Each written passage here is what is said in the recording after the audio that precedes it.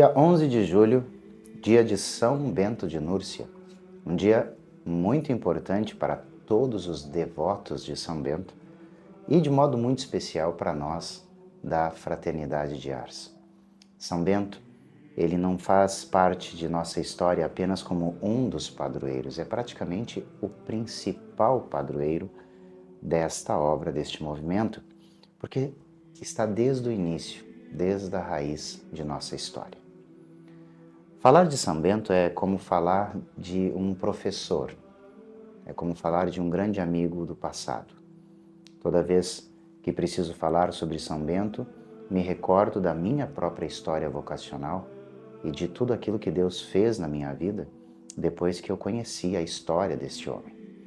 Numa busca pessoal pelas respostas de Deus, foi lendo o livro de São Gregório, aquele que fala sobre a vida e obras de São Bento, que eu então comecei a buscar a minha própria vocação. E hoje, aqui estou como sacerdote, fundador da Fraternidade de Ars, que tem como principal baluarte nosso Pai São Bento.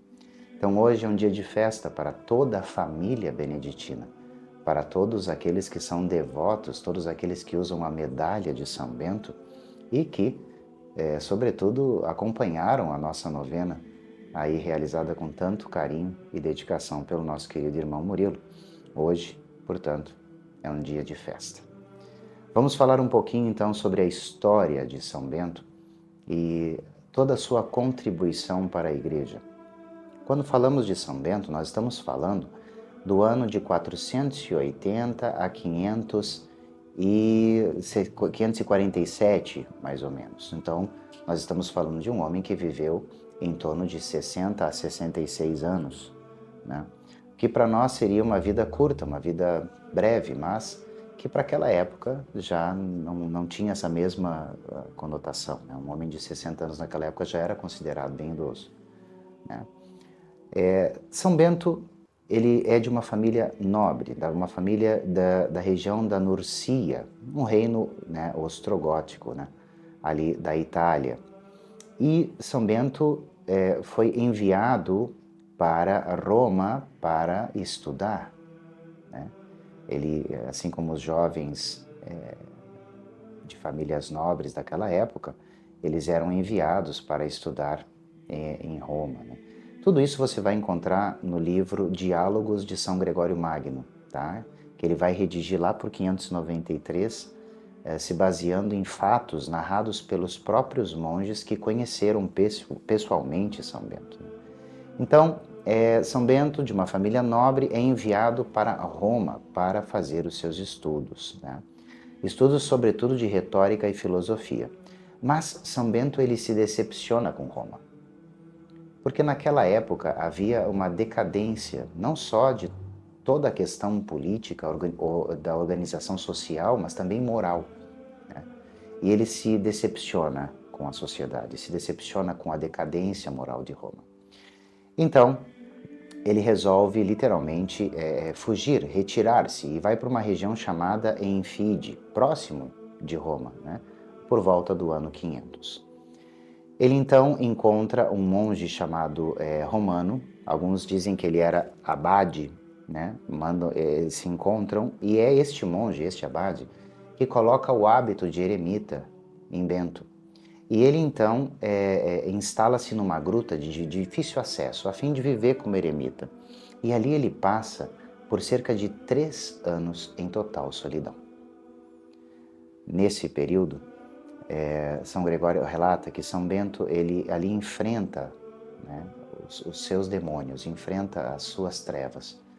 Nesses 3 anos de solidão, onde Romano levava apenas o alimento, São Bento depara-se consigo mesmo, com a sua natureza. Ali ele enfrenta seus piores temores e busca a Deus com toda a sua sede e toda a sua perspicácia. Para nós, na Fraternidade de Ars, esse período da caverna de Subiaco, esta é a região própria da caverna onde ele se refugia, é um indicativo da necessidade que nós também temos de buscarmos essa conversão interior. A caverna de Subiaco é sinal justamente desse combate interior pela conversão, desse confronto consigo mesmo. aonde eu busco permitir que Deus, com sua graça, ilumine as partes mais escuras, as cavernas da minha vida. Lá ele fica até então alguns pastores descobrirem que lá ele estava, e aí começa a ser visitado e a fama de sua santidade começa a se espalhar pela região. Então, muitas pessoas começam a ir ao encontro de Bento buscando conselhos e direção espiritual. Foi então que um grupo de monges vai ao encontro de São Bento e o elege como abade em um mosteiro em Vicovaro, é o nome desse lugar, no centro da Península Itálica. Também não é muito distante de Roma, não. E São Bento ali, então, oferece a esses monges uma vida que ele vivia. Afinal de contas, eles pediram para que São Bento os guiasse espiritualmente. Mas, dado esse regime de vida exigente, os monges, então, não sabendo como livrar-se mais daquela vida, resolvem envenenar São Bento. Colocam veneno em seu cálice de vinho e Bento, quando foi dar a bênção sobre os alimentos, diz São Gregório: desta taça sai uma serpente e a taça se espedaça. Quando São Bento percebe que havia sido atentado, havia acontecido um atentado contra a sua vida, ele então resolve deixar a comunidade e volta, resolve voltar à vida solitária de antes, vivendo consigo mesmo. Em 503, e aqui vejam, nós estamos falando, logo depois desse período da caverna e dessa primeira experiência com monges que lhe pedem para ser seu abade, uma grande quantidade de discípulos vai ao encontro de São Bento. E aí ele começa a fundação de diversos mosteiros, por toda a Europa, sobretudo pela região da Itália em primeiro lugar. Ele funda 12 pequenos mosteiros. Em 529, por causa da inveja de um sacerdote chamado Florêncio, ele se muda para Monte Cassino. E Monte Cassino, gente, ele é hoje considerado o mosteiro mais importante da ordem beneditina. É onde, inclusive, está sepultado São Bento. Ali se tornou o grande centro da espiritualidade beneditina no mundo. A expansão de toda essa ordem começaria a partir de Monte Cassino. Nesse episódio, quando ele se muda,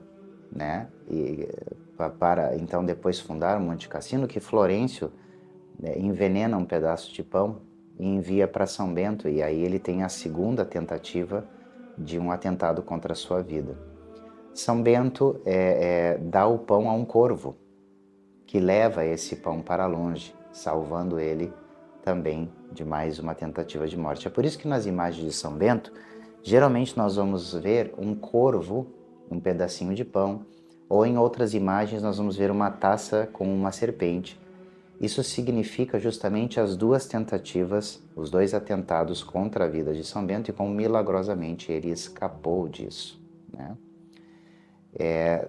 Florêncio, ele morre logo em seguida desse atentado. Inclusive um dos discípulos de Bento, famoso discípulo de Bento citado por São Gregório, que é o Frei Mauro, ou o monge Mauro, diz a São Bento que ele poderia retornar porque Florêncio havia morrido. E São Bento chora por conta da morte deste inimigo e também por ter percebido que seu discípulo ficara alegre com a morte desse seu inimigo. Então aí você vê o coração de São Bento, que mesmo diante dos perseguidores, dos invejosos e caluniadores, mantinha seu coração ancorado em Deus. Para nós, na Fraternidade de Ars, São Bento sempre será sinal de resiliência e de perdão. Diante daqueles que trazem consigo o espírito de morte, de inveja, de dor, nossa resposta precisa sempre ser o perdão, precisa sempre ser a reconciliação. Veja, São Bento não confronta diretamente aqueles que desejavam o mal para ele. Ele simplesmente, no seu silêncio e humildade, retirava-se a outro lugar para continuar o seu caminho. Aprendemos com São Bento nesses episódios dos dois atentados contra a sua vida que a melhor forma de revidar ao mal não é se utilizando de atitudes más, mas buscando sempre a paz, a Pax Beneditina, que tanto ele fala mais tarde em sua regra. Por isso as suas representações sempre vão ser assim, ou segurando um livro com a regra, ou com o pão, o corvo, a cobra, a serpente e o cálice, para que nós saibamos, obviamente, os seus significados, né? Quanto à regra de São Bento, né, que é a chamada também Regula Monasteriorum, ou Regula Monachorum, regra dos monges, ou regra dos mosteiros, nós estamos falando aqui de um documento composto por São Bento de 73 capítulos. Né? E alguns historiadores e especialistas dizem que é possível que ela não tenha sido inteiramente escrita por São Bento, mas tendo sido Bento aquele que organizou essa regra a partir da regra do Mestre, da regra de São Basílio e Santo Agostinho.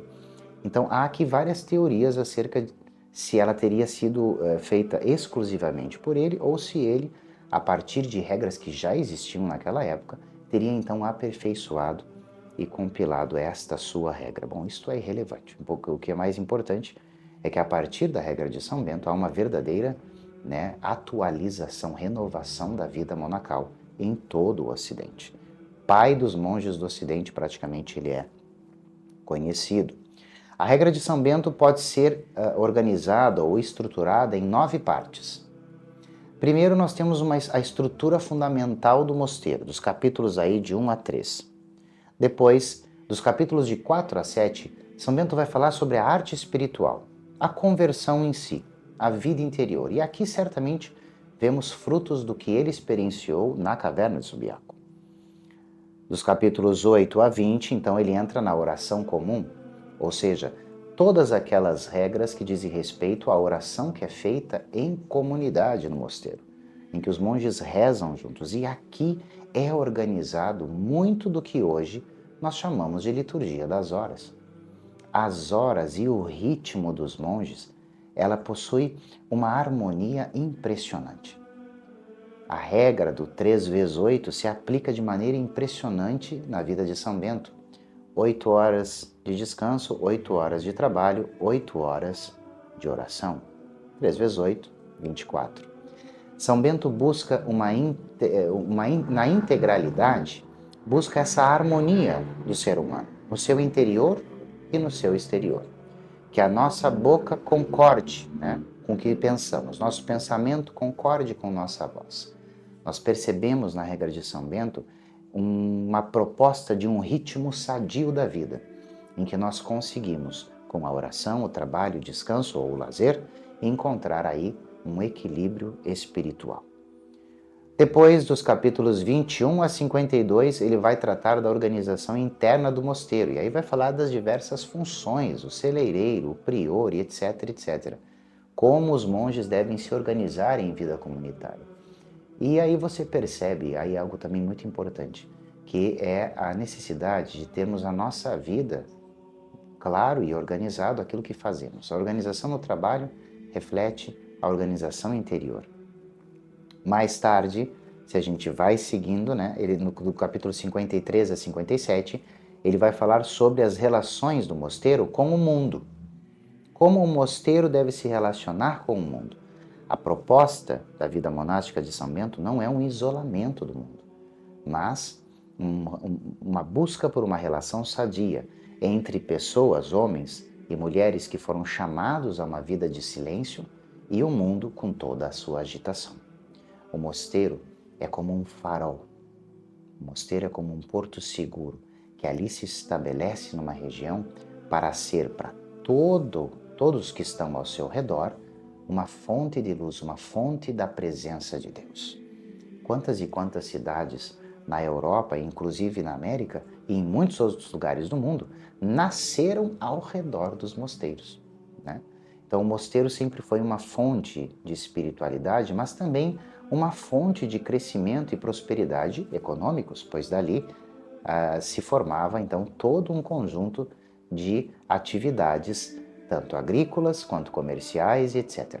Então veja, a relação do mosteiro com o mundo também aparece na regra de São Bento.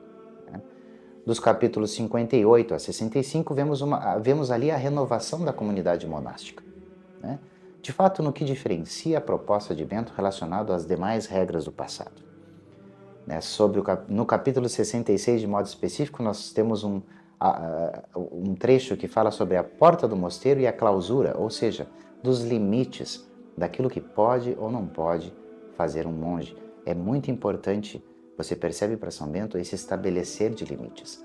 Agora, algo muito bonito na regra de São Bento é que, apesar dele estabelecer limites claríssimos do que se pode ou não pode fazer, o abade, e a palavra abade vem de aba, pai, ele possui a autoridade para encontrar nesta regra as exceções. Então não se trata de uma regra impositiva que esmaga os monges, mas de uma regra que coloca todos em uma ordem.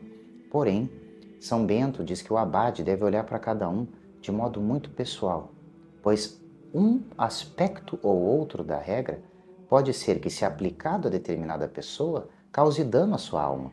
Então cabe ao abade ter o discernimento de qual exceção ou de qual adaptação aquela regra precisa ter para preservar a salvação de todos que ali estão. É impressionante o equilíbrio que aparece nas obras de São Bento, né? Dos capítulos 67 e 72 nós vamos ter acréscimos e complementos na regra, e depois no capítulo 73 nós vamos ver o certo testemunho pessoal de São Bento. Então, se você quer conhecer bem, né, nosso pai São Bento, uma das fontes primárias são os diálogos de São Gregório Magno, mas sobretudo a sua regra, ou seja, a obra sobre a qual ele se debruçou. E aí você compreende os mistérios da alma deste homem, cuja santidade aí alcança mais de 1400, 1500 anos de devoção. A origem da medalha de São Bento. Aqui é algo muito interessante, né? Ela é incerta, nós não sabemos dizer, os historiadores não sabem dizer exatamente, né, quando foi que ela surgiu, mas sabe-se que foi descoberta em 1647, né, em Nathrenberg, na Baviera, por ocasião da condenação de algumas bruxas que afirmaram não conseguir praticar qualquer tipo de feitiçaria ou encanto contra lugares em que haviam este sinal, em que havia este símbolo, né? Então, a abadia de São Miguel em Metten, né, foi este lugar que, no caso, estas bruxas falavam que não conseguiam fazer feitiços contra. E foi ali que fizeram, então, as autoridades, intrigados com o fato, averiguar o que havia nesse mosteiro. Né? E ao entrarem numa das dependências, observam entalhado numa das paredes esta imagem que hoje nós conhecemos como a Cruz de São Bento, com aquelas iniciais que vão resumir a oração, né? Cruz sacra sit mihi lux, non draco sit mihi dux, né? A cruz sagrada seja a minha luz, não seja o dragão, o meu guia.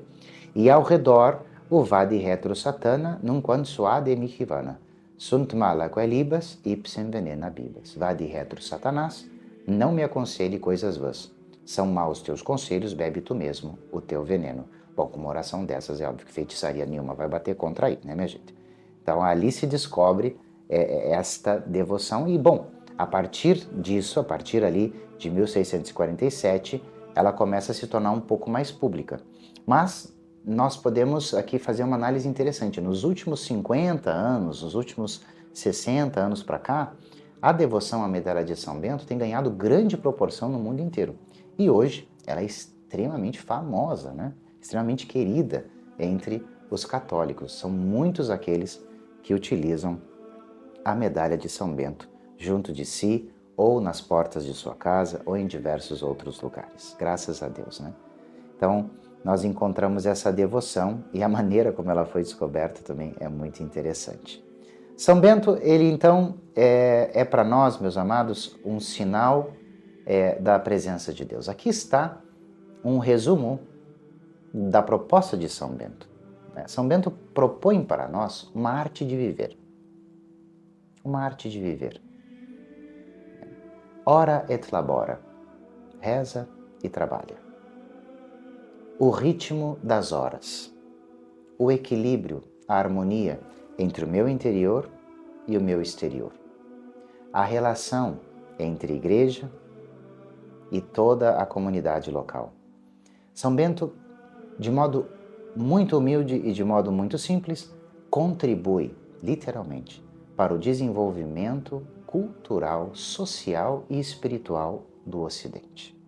Vai dar bases fundamentais para a organização de muitos aspectos da civilização ocidental.